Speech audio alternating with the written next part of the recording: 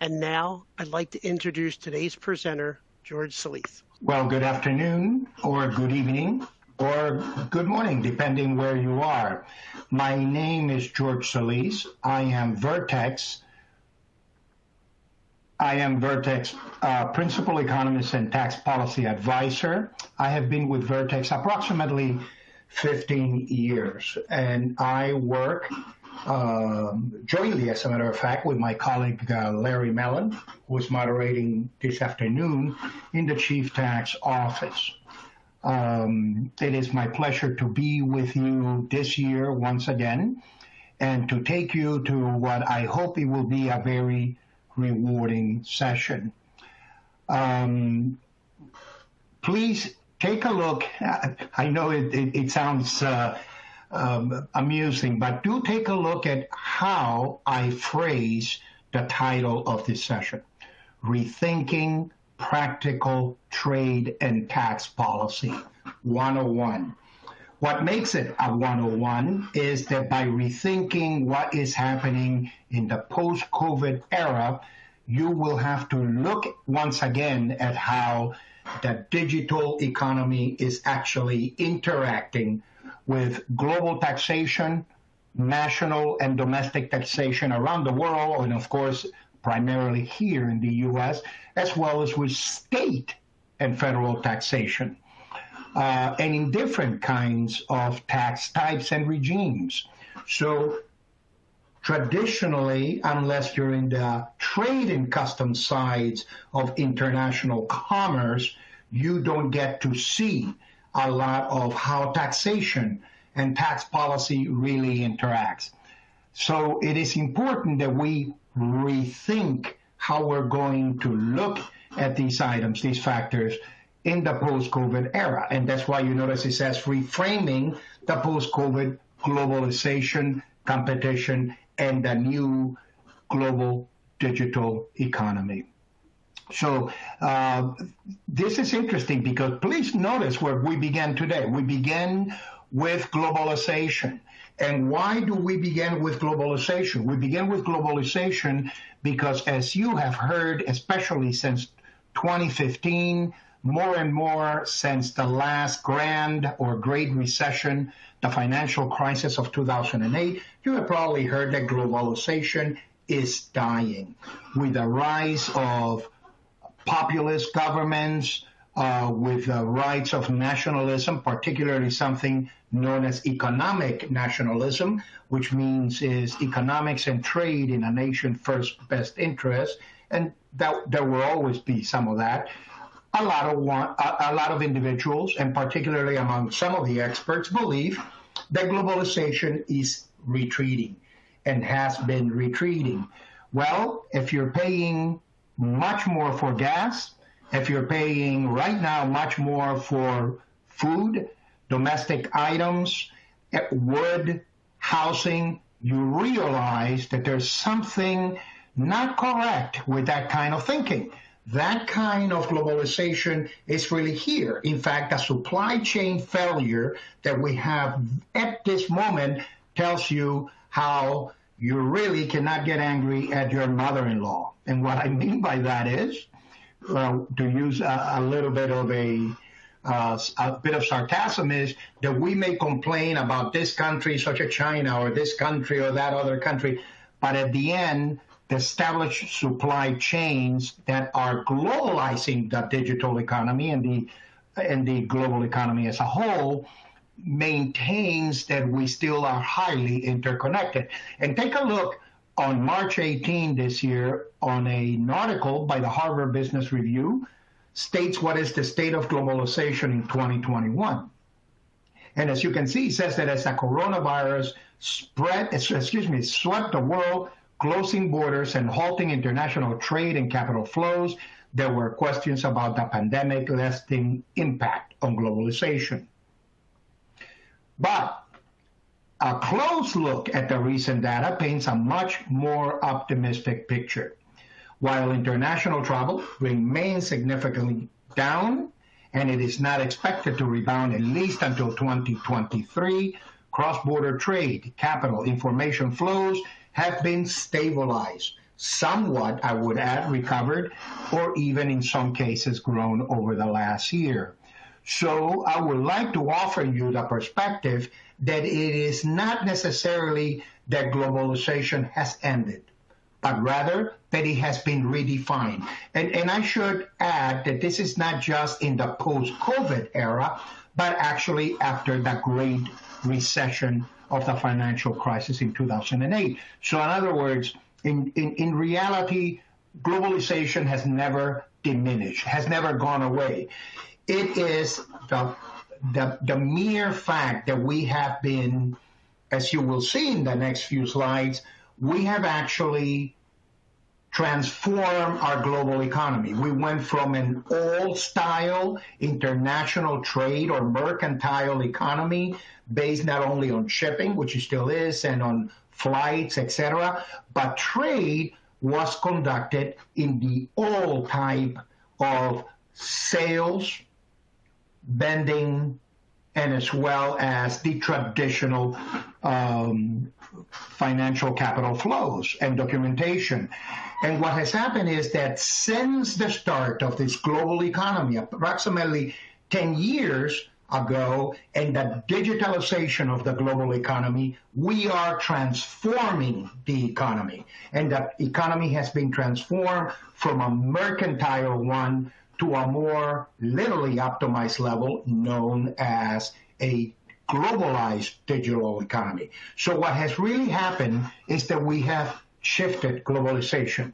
But in an interconnected world, as you see here, now that I have left it on top for you can take this, there are certain macro disruptive forces and influence.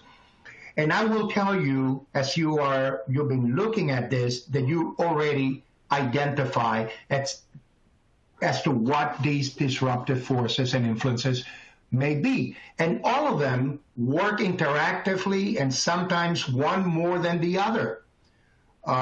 So you realize that there's a lot of geopolitical tension, right? I mean, there's a lot of problems with both trade, economics, militarism, nationalism, etc.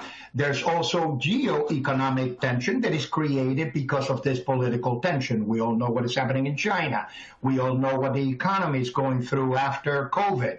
So trade will be affected. And therefore, please notice, right after trade is fiscal policy. And as we all know, fiscal policy is partly taxation. Fiscal policy let us know what the different interconnected levels of taxation around the world are actually reshifting and adjusting themselves through different market forces. More on that in a second. Also, you understand that there's a lot of shift in monetary policy. We are going in the United States and many areas around the world. In fact, I think it's global. We are in a period of transitory inflation. The question that we will ask in a few slides from now is, how transitory is really transitory? Transitory is usually anywhere from 6 to 12 months. Anything beyond that, it becomes resilient inflation, and all the monetary policies in central banks, including the U.S. Fed and the European Central Bank, of course, will actually have to be readjusted. Not only the inflation, but the quantitative easing of buying assets that can actually stabilize forces. So all that leads to more adjustments in taxation and how business models must adjust and actually not just adjust, but readjust as social policy and geopolitical tensions also are redefined. These stabilizers that you can see on the left is what we call gated globalization spheres, and is also known as gated globalization sections or microsectors, because you have what we call the stabilizing shocks. And we all know what happens in shocks. When a shock occurs, it depends on the intensity of the shock to the political, the trade, and the economic system that will actually define what the moment influence of that disrupted force will be. We have pandemics. we have countries acting in their own self-interest, so as to stabilize their economies.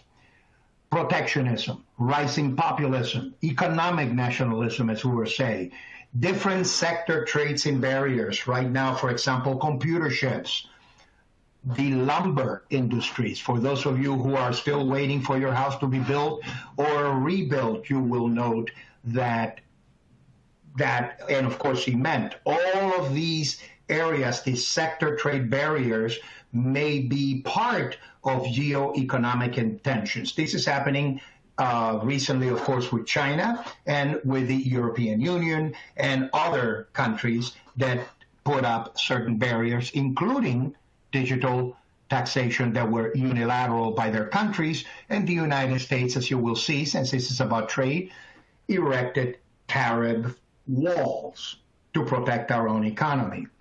So you will also have regional trading blocs. That means the EU or something like the North America, well, it used to be called NAFTA, the North American Free Trade Agreement, now just called the North American Agreement, which was partly re-architected during the Trump administration. And also you have what is called monetary populism. We're not going to go through everything, but all of that increases business risk. And obviously it heightens international non-cooperation. You also had problems with, for example, the withdrawal or divorce of the United Kingdom to leave the European Union, Brexit. You also have problems like what is happening in Catalonia or the Catalan province of northeastern Spain that is actually would like to leave the Kingdom of Spain. You have the ongoing of what is happening in Thailand, Myanmar, and the contested space between China and Taiwan, and the United States and the Western powers are part of that. All of that disrupts trade.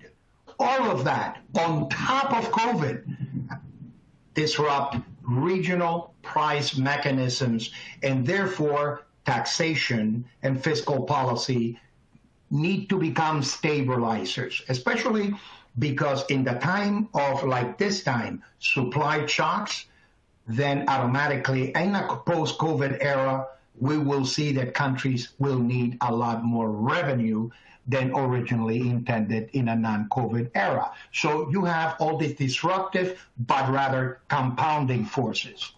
So with that, we come to the very first. So we go to our first polling question. A true or false? Globalization and international trade are one of the same concept, and it is often harmful to all. False, globalization refers only to expanded global MNCs. True, globalization and international trade are one of the same concept, referring only to M&A or expanding companies. Or false, it's a larger concept than a mere international trade, and it comprises many other beneficial elements. So if everybody could start their voting, we will keep track of that amount of people that are voting in, and when we get close to everyone voting, we will reveal the results. George can provide his comments on those. So we're roughly around 75% or 80% of our attendees. If everybody could still continue to put their votes in, that would be great. Okay, I think we're going to get ready to show the results. I think mostly everyone has put their votes in. All right, here we go. There's the results, George. Looks like almost 79% went with a third. Yes, and of course that last purple line at 78.7% of you is the correct answer. Of course, international trade is a lot larger concept than just we imagine. Globalization is much more than that. True globalization and international trade are not necessarily one and the same, as you already saw, and only 12% of you answer that. And of course, globalization does not necessarily refer to multinational corporations or mergers and acquisitions, like in the second question. So the third question is the best answer. I usually draft these questions to reflect the best answer, not necessarily only the correct one, because to some extent, some are correct, but others are better. The best choice is actually the third one. So thank you very much. And that is correct. So when we look at, I'm going to speak over this slide because I just want you to read it on your own, because you can see how different companies, different universities, different institutions from the World Bank and the IMF and the Federal Reserve and the United States Trade Representative's Office and the Department of Commerce, etc., think about globalization given all these new risks that we have discussed. So if you notice, even on the first arrow, it says at the end, it signals that globalization is recovering from the COVID-19 setback. So again, recovering. It was never diminished. It was never dead. It was only, of course, suspended for a while. The current crisis has shown indispensable, says the second one. But nevertheless, securing people's livelihoods and helping companies strengthen their trading level remains a priority.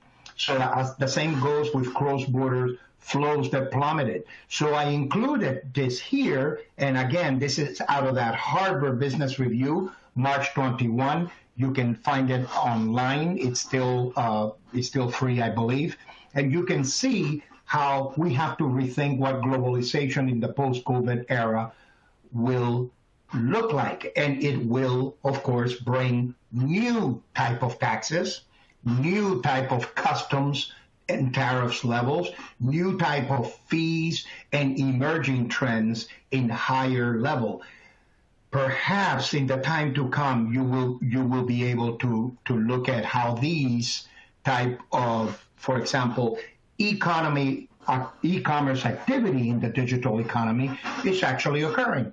I show this also in my other session because this is remarkable as of 2019.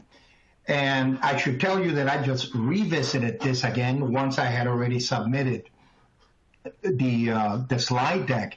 And I can tell you that for 2020 has actually grown even more. And if you notice, you can go to the Bureau of Economic Analysis and Economic Affairs here in the United States. You can see it there. And you can take a look in what is called they have a page just dedicated to the digital economy. And take a look at what it says on the right-hand square there, right? It says goods and services that are primarily digital, including plus e-commerce margins. And the growth in just from 2017 to 2019, and I jumped to halfway through 2020 when it was last measured, has been 9.6% of U.S. gross domestic product, which translates to approximately 2.1 trillion, again, as of this date. Right now, it's literally close to about 2.8 or 9 as I last looked. So what you are beginning to see is that it is, as he says in the bottom there, it is outpacing the overall comprising U.S. economic growth by 1.8%, outpacing it. E-commerce cannot occur without extensive trade, capital flows, financial dealings, all digitalized, and of course, trade and shipping. So think how that is going to revamp and revise taxation and fiscal policy. And of course, we see it, right? We are transforming globalization, all of us in the consumer markets. There is nothing wrong with the demand markets right now. You have to remember that that shock that was like a waterfall, an instant shock that occurred during COVID, was an absolute command economy shutdown by governments all over the world that impacted mostly supply, transportation, but demand remained strong, particularly because in the case of the United States, we had both monetary relief from the Federal Reserve to business and states and companies, as well as fiscal relief that came by way of Congress and the different relief and recovery acts. And we live indeed in a very lucky country. Many European countries followed with the same kind of monetary policy. So what has happened is that as we come towards 2022 and 23, there will be a tremendous global digital economy reset that will actually outpace global GDP as well as the Great Recession of 2008. And you can see it there in the second bullet. Even during the pandemic, the global digital economy continued to be mainly driven by the constant and expanding forces of e-commerce. And don't forget what this is coming. Demand is globally, supply is regionally. And don't forget that. And every time all that occurs, taxation comes in as a demanding factor. Every time you buy, you have to pay VAT, sales and use tax. You have to pay, the companies have to pay tariffs. Companies have to pay custom duties and fees. And all of this, as you can see there, is innovation, technology, data flows, not only financial and economic, but actually monetary, information exchange of taxes, receipts, and digitize trade financing documentation. So all of these drivers, including medical and health, is now contributing to this reshift and readjustments of globalization from a different, less political perspective, because at the end of the day, he says there, you can see a globalization is much larger, you just answer that, than just international trade in goods and services. It comprises many sides of that global political economy. And as you can see, I explain here how we have outpaced the old style of mercantilist economy. And by mercantilist, I mean the old linear supply chain that went from planes or ships, meaning vessels, all the way to trucks and lorries, and to your local Amazon or your local delivery company. This has now exposed tremendous weaknesses and uncooperative dispositions between nations that we have never seen before, right? I mean, we know that there is tremendous weakness in supply chains that had been established for decades and never revamped. And then when the economy fell, we saw the, how can we say, the high risk and weaknesses of those supply chains and supply lines. Obviously, that is driving the high cost of goods regionally and globally, as well as regional prices and thus inflation. We'll talk a little bit more about that. We already spoke about gated globalization, but what I wanted you to see, and I encourage you, please, since you're hearing me speak over it rather than reading the slides, I am actually encouraging you to download the slides or print them and actually go through this a little bit more than just allotted by the 1 hour session, particularly because this will impact everything going forward. And I do mean everything. Take a look. We already talked about this gated globalization. And again, not gated because of drivers and forces, macro forces, but gated because of different economic sectors that are competing. And you can see this. The global digital economy is creating gated globalization with diminished free markets and global competition and free movement of capital from competitive market. But it will move more towards selective markets that will enhance, if I may add that, some discriminatory trade gains. what we are looking at is more than just some sort of competitive advantage. What we are looking at is that many will take particular opportunistic move to raise prices or to corner markets, or actually become, some countries even to become more protectionist. What do I mean by that? Forgive me. What I mean by that is that, of course, right now, again, with the world shortage of chips, computer chips, and other byproducts that we need to digitalization, we can see that many countries are trying to, one, protect their reserves and what they currently have, or move quickly to buy what other countries they don't want them to have. So not only do you want to reserve what is yours, but you want to take what is still out there so that you do not allow other countries to get it. That is a protectionist type scenario, which is more than just competitive. In some cases, it may be actually, I don't want to say abusive, but this is the kind of regional trading blocks that, as you can see in the second bullet, that is shifting the global marketplace. And the problem with that is that a lot of large tech companies, manufacturers in every part of the economy are rethinking their supply chains. How do we restructure our supply chains? How do we supply our particular most essential markets, as you see there, faster and cheaper than within their own trade bloc? And the reason for that is, of course, that kind of protectionist scenario will actually harm and raise prices in the global economy. So you can see that there are two predominant views of the future. The most international economists agree on the post-pandemic era globalization.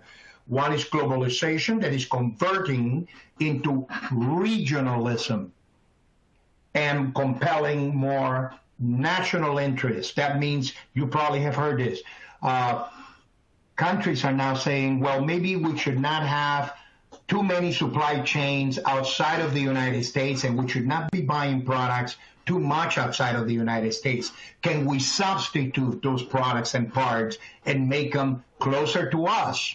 Not, for example, and this is only an example, not in Asia or in China, but perhaps this can be made in Mexico or in Canada, and therefore is more, again, more regional. Or they're trying to onshore or reshore those kind of productive capacities or delivery capacities or demand side capacities.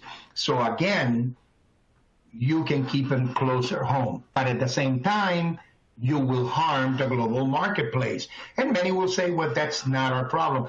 Yes, at the end, in a globalized digital economy, all this, as we already said, is interactive, right? So as you can see, that globalization has been inverse, has been shifting, has been transforming, and it is going to continue simply because of the digitalization of the global economy.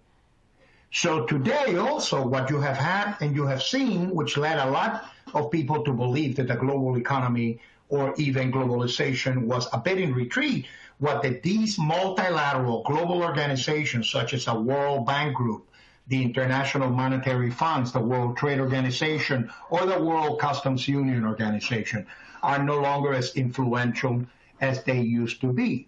For example, there is a tremendous void because of U.S. and Chinese and other countries' participation in the World Trade Organization, which is the one that makes the major agreements and treaties of literally on international trade. So this was absent for quite a while.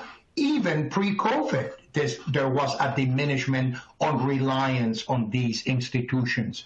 And that, again, is because of what is happening in the shifting macro political economy, meaning of the entire world. More countries are turning more populist or nationalist, or we are protecting markets, or etc. So what has happened is, as you can see on the last bullet, that unilaterally these policy shifts are enacted by single nations, unilateral, and outside international trade norms are harming the economy and presenting greater risk, are emboldening countries to protect their own interests. But when you start eliminating trade, you're harming the global economy and you are creating, should we say, poorer regions and poorer nations. And you can say, for example, is this happening even in the United States? Of course, right? I mean, this will happen. Who is going to buy U.S. wheat or U.S. tea or U.S. rice or U.S. Lumber, etc.? Because everything in trade is reciprocal and mutual, right? You slam a tariffs on my goods that will raise the price of goods to your national consumers, to our national consumers, then I'll do it to yours if you do it to me. And that is known as retaliatory tariffs and trade. So today's corporations, particularly in the past, tax directors, CFO, CEOs have always thought and planned in a more wider perspective than just CFOs and tax directors and head of taxes. Today, you have to take into consideration, regardless your industry, what are your top priorities. You notice Ernst & Young, EY Center for Board Matters, stressed the significance of anticipating and planning for geopolitical instability, which comes, of course, with certain regulatory changes. So there are top priorities. You can get that report. That was the last report in 2020. And what is interesting is that it, as you will see, it emphasized a higher understanding of what is called PESL or PESLI in some cases. I've heard it pronounced both ways. PESL or PESLI planning for companies, okay, which means comprehensive enterprise risk management frameworks. That's what it does, and you will see. And why is it called PESL or PESLI? Because it includes, as you can see, that ERM analysis, the influential and competing forces of political, economic, social, technological, legal, and as we all know today, environmental, right? You can see the ESG there because it has become, and I'm not necessarily speaking as only of climate control or sustainability, all of that is including in ESG. So that kind of environmental and social governance is part of this planning. What would happen? Let's say if you are one of the giant techs, what happens if you can no longer compete with other companies across the world in making computers? Or, for example, you recently heard that Apple may be, or it is indeed, leaving China because of the heightened sovereign risk or nationalist risk that is occurring there. And there are other areas of where you know that if you trade in certain areas, you can put your intellectual or industrial property at risk. All of that has to be taken into consideration because it becomes both an economic instability and threat. So today, as you notice, multinationals need to consider the short-term impacts and the long-term implication going out, let's say, 5 to 10 years. Why?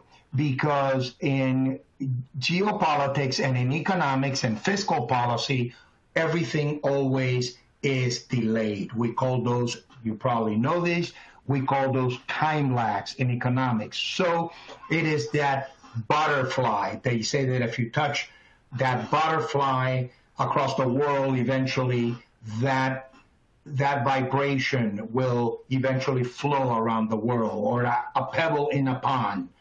You see the expanding circles just vibrating until it reaches the shore.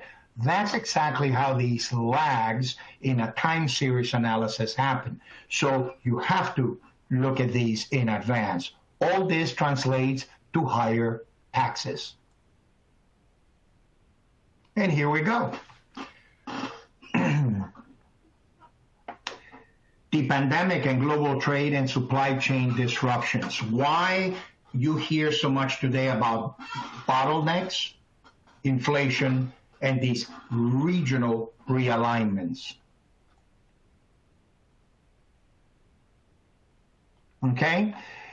Under U.S. trade policy, still we see that global trade is an important engine of the global economy. So trade as a share of global GDP, of not only our national GDP, but global GDP has risen 25% to about 60%, from 25% in 1960 under the old mercantile economy to approximately 60% by the end of 2019. You see my sources there, right? The Congressional Research Service, or CRS. And by the way, you can go to the CRS website and you can look at the February 2021 report on U.S. trade policy primer. It's very, very refreshing because a lot of what I'm saying here is reflected there as well, including the higher taxes that we will be talking about. So trade growth rebounded in 2017, and believe it or not, as COVID was about to begin in 2018, was growing still. And then in 2019, once again, thanks to e-commerce, it continued. But you have to remember that trade, like business, is amenable to cycles, right? Economic trade cycles and economic business cycles have their troughs and their peaks and their plateaus. And therefore, we see that only through increased investment and consumption expanding can that be maintained. So please consider, the more we diminish in any capacity globalization, that kind of investment and consumption will lead to higher prices because of gating of certain sectors.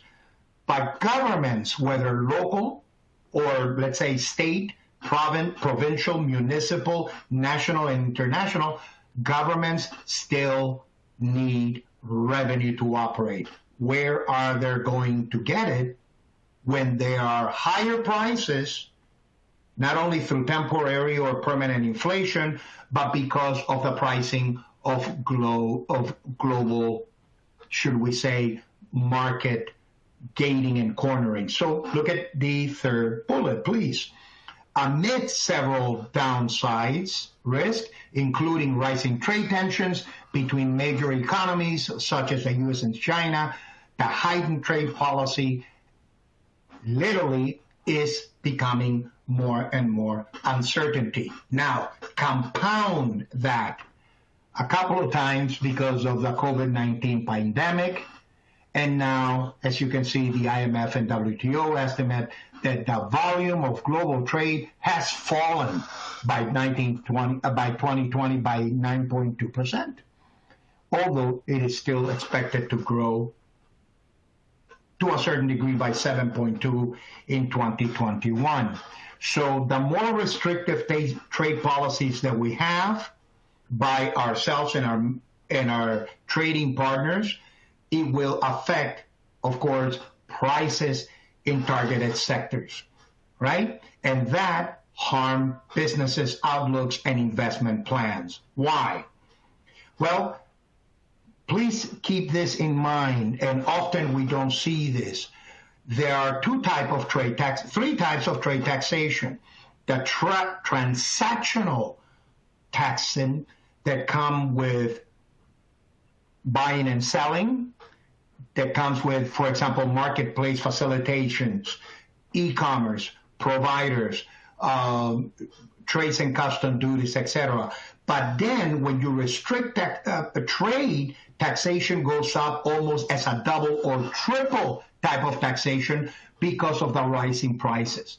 So the more the prices rise, of course, then the more taxes you will have to pay. So inflation itself is a secondary or tertiary tax, and that will reflect in the smallest business, from small to medium enterprises to the largest techs. Because, of course, it's parts all over the world having to do, let's say, with computers, phones, etc., also rises, then your iPhone, your iPad, your Dell computer, all of that is going to go up in prices. But you also paying higher, not just for the price, but for that transactional, literally, purchase that you have just made. And particularly at the end, please remember, the consumer and the taxpayer always pays for all of this, should we say, fallout from international trade policy failures and interventions. So I'm not going to dwell on this too much, but many of you, particularly, again, tax executives sometimes know a lot about fiscal policy, but little of economic and trade policy unless their backgrounds.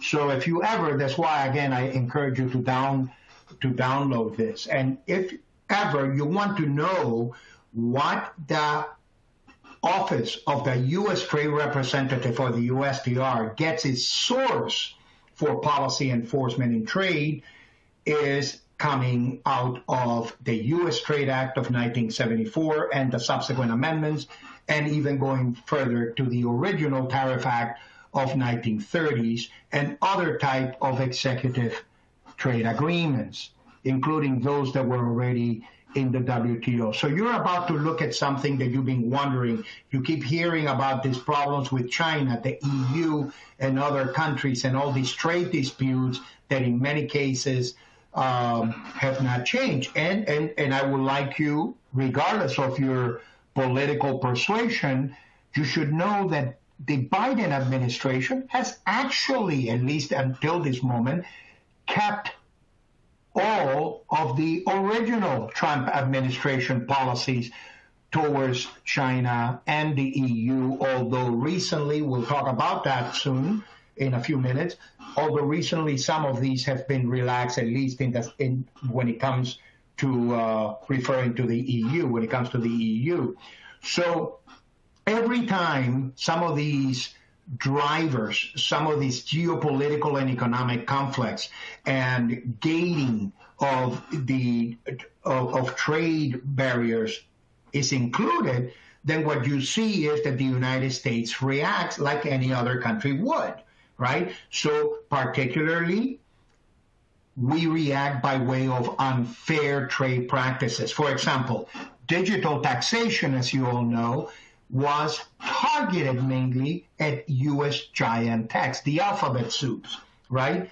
Meaning Google, Amazon, Microsoft, Facebook, etc. So we immediately reacted to that, and we said that is an unfair trade policy, and we will enforce our inbound trade enforcement through the office of the U.S. Trade Representative, which is the trade ambassador to the world, and initiate investigations under the provisions of the U.S. Trade Act of 1974 and the Tariff Act of 1930.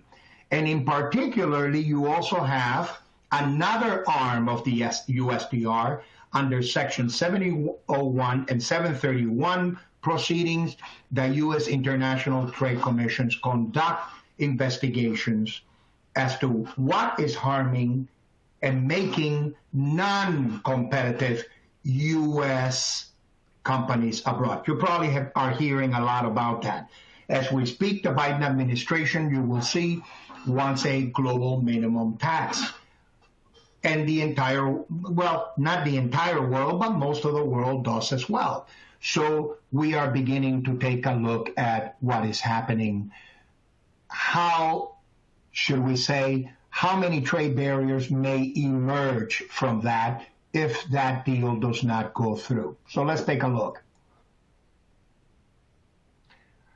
Here it is under current. I know we're running a little bit out of time, but under current U.S. trade policies and remedies, you will see that the United States under Section 301 provides an unjustifiable and unreasonable burden upon U.S. commerce, regardless where it's coming from, whether it's coming from China, whether it's coming from the EU, whether it's coming from other countries, including Latin America, Hungary, etc., because what you're making is discriminating against U.S. companies.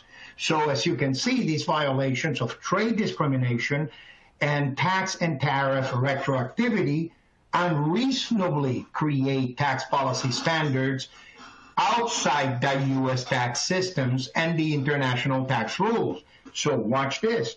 You have international tariffs bringing prices and taxes up, as well as your regular tax system upon those prices and cost of productions and servicing and products and digitalization, etc.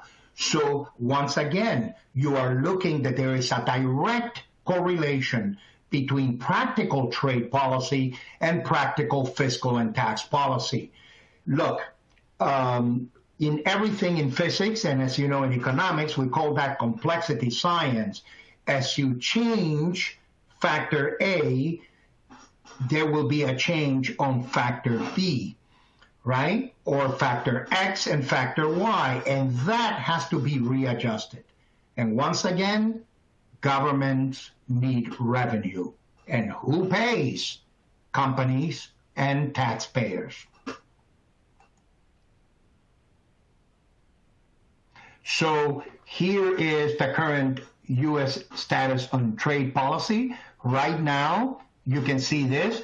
We have mainly investigations involving China, and we're trying to work through that phase one trade deal. And we're also have intellectual property problems against China, but also about innovation in the European Union. In particular, as you can see, concerning meat and meat products, aluminum, steel, right? And there are also specific ones having to do with digital service taxes. The United States imposed tariffs against, probably you know that, your French cheese, wine, etc. So you are beginning to see how that actually against Vietnam, against also other countries such as Hungary, the Czech Republic, Spain, all of them who had digital service taxes targeting U.S. company. And the tariffs against their products went up as a trade protection enforcement under Section 301 and 337. So I'm going to be moving ahead a little bit more, and we're going to be talking about the effects. But just right now, let me go back quickly here, and you can see how all these adverse macroeconomic effects on global and domestic trade conflicts produces imbalances, right? Right now, something that we are all dealing with is that these trade barriers are creating tariffs and dispute and are impacting global prices, supply chains, and creating scarcity. Certain that demand is there, the supply is not. The current global crisis we have with supply line challenges, it's about supply. Why? Because some manufacturers and producers have either scaled back and shut down. There are increasing global inflations, increasing labor problems, increasing transportation problems, not only air and sea-going vessels, but even getting, let's say, drivers for trucks and lorries for those deliveries. So everything, that is what we call the bottlenecking. You probably have heard a lot of that, and that is creating tremendous regional price challenges and literally stressing the mechanisms that at one time was balanced. So countries, because of political difficulties, are also weaponizing this. Of course, that is the case between the United States and China, for example. Mostly with the EU and other countries, it's more economic than political. So imagine how prices are going to increase if you have to onshore supply lines and repatriate production, and now you have to reinstall supply chains, reinstall new contracts with new producers and manufacturers, substitute products that your clients and consumers and customers were already used to. This is going to, of course, cost a lot of money, and as you can see at the bottom of the slide, that is going to create tremendous amount of higher operational cost and market price differentials, right? And of course, that shifting to domestic and production platform will be even more costly, perhaps, than creating, should we say, more supply chains on their own. Okay, so I'm going to zero in on the forecast question in the center, because you've already been listening to all the adverse impacts of global trade and supply chain challenges that we have right now. And you see that I quote the Federal Reserve, the Brookings Institute, the IMF, and the others. So on top of these challenges, we're still dealing with health issues in the United States, right? We are not yet in full recovery, let alone already moving to or towards expansion and growth. So the question that all of us have right now in our households and in our operations, in enterprise operations, that is how long will this inflation last? Is it really transitory, or is it going to be resilient and sustained in the longer term, right? So apparently the U.S. Federal Reserve up to last week still believed that this inflation that is gradually rising is only due to supply challenges and caused by the waterfall decline of the COVID-19 crisis. So here is your next question. So, true or false, in the global digital economy, GSCs should be designated and adapted digital networks to avoid disruptions and bottlenecks in crisis. False, the traditional GSC remains a strong model for international trade and distribution. True, GSCs should be designated to fit the new global digital economy as adaptive distribution networks. Or true, GSCs should be redesigned to fit regional economies, but only when a crisis occurs. So if everybody could please submit their questions, we'd like to I know we're running out of time, so if you could try to vote as soon as possible. This was our second polling question that we've taken. So if you could get your answer, we could get to the results and have George wrap up his session. So give it another second. We're about 70% of you have voted. Okay, another second or so, a couple more. All right, I think we're going to show the results now, and then George can comment on those. Okay, George, look, the middle one was at 77.8%. Is that true? Yes, and not only is that, the best answer is also the most correct answer.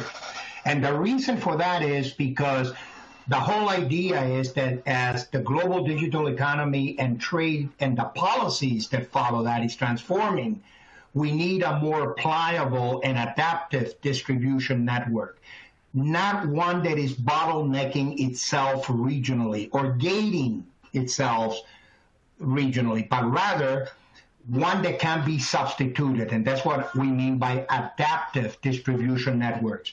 So digitally, you can order from ABC, and in case of crisis, you can literally be ready to adapt, readapt it and go to CDE and so on and so forth. So, for example, many people are asking, well, we hear a lot about air and shipping bottlenecks. What about trains and other kinds of transport? And honestly, in Europe and Asia, they use train for transport much more than in the US.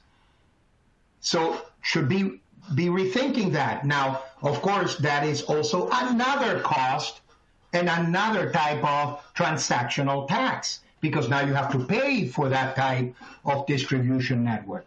So yes, indeed. And what I'm going to do, if I may, there's one more poor question, and I'm going to ask it quickly. How's that, Larry? Sure, sure.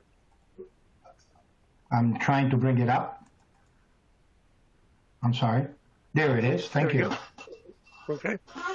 So true or false, tariffs also affect business investments by increasing businesses' uncertainty about future barriers to trade and other global risks. False, as tariffs only affect trade between countries. True, as foreign direct investments and other trade investments produce financial and economic competitiveness.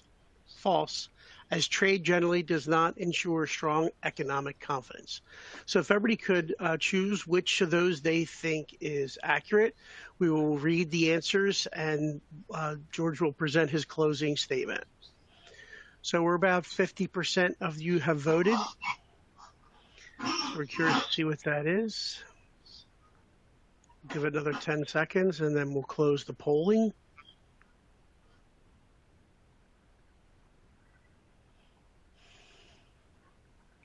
Okay, we're going to close it. There you go, George, 68.8.